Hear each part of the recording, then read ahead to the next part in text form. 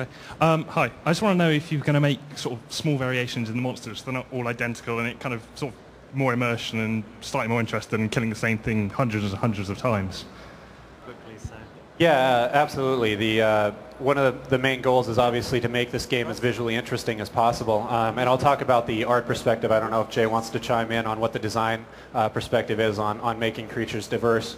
But on the art side, it's, you know, we find it visually appealing if we can get, you know, the same creature to maybe have a couple of different looks depending on where in the world that they live. You know, it helps support that backstory, breaks up the monotony of killing the same like colored creature all the time. So absolutely, it's definitely a focus that we want to do or approach on the art side. Do you think you'll do anything to allow us to repick our skills?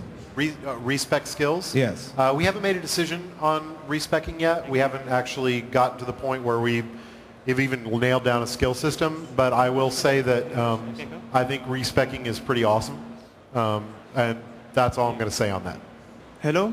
I know we haven't really talked about the items yet, but I wanted to ask a question. In Diablo 2, every particular unique item had its own look on a character. And as all the people would choose the better gear, all the characters ended up looking quite the same.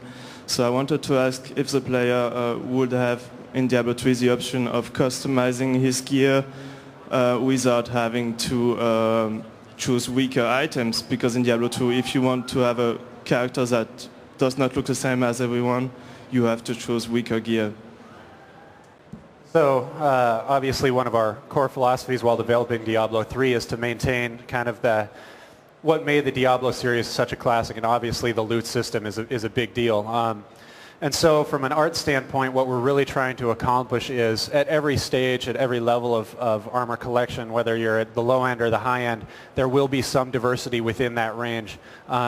To the extent at which we're going to be doing that, we're not quite sure yet. It's still a system that we're exploring, but it is definitely something that we're working on in terms of getting visual diversity throughout the sets. Yeah, what I will, from the design side, add to that, you really have one of two choices when you're addressing this particular issue. You can either have your items be more status driven, in which case you don't allow customization, or you can have customization but then your items are not really going to be status driven nearly as much.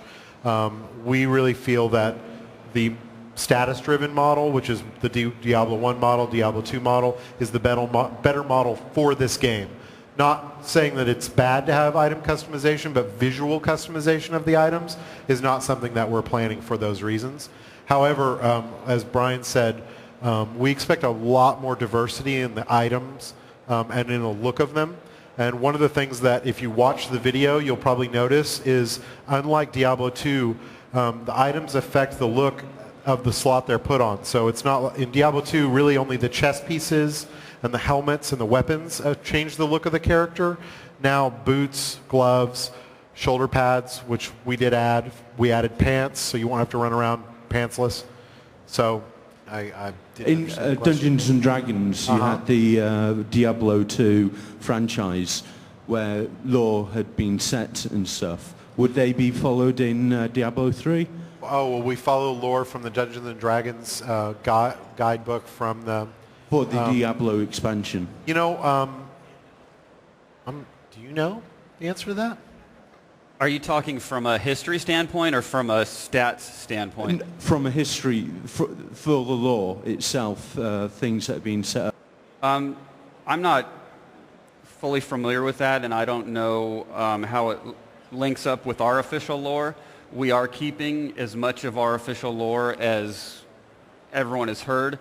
We might put a different spin on it. If we go a totally different direction with some lore, we will give a very good reason for it. We won't just change it and act like it was different all along. But I can't speak to how the D&D stuff was, because I'm not sure how much of that was interpretive and how much was actual our lore. So, but in terms of what you know from us, we're going to definitely respect it and continue on and not just throw it all out and start over. Hello. I don't know if this critical question has already been asked, but here it is. Will there be a core level? Will there be a cow level? Cow level. Actually, will I there have be been a asked top that secret? before. Yeah, we have been. Have we been asked that? I've been Yeah. asked it once, I think.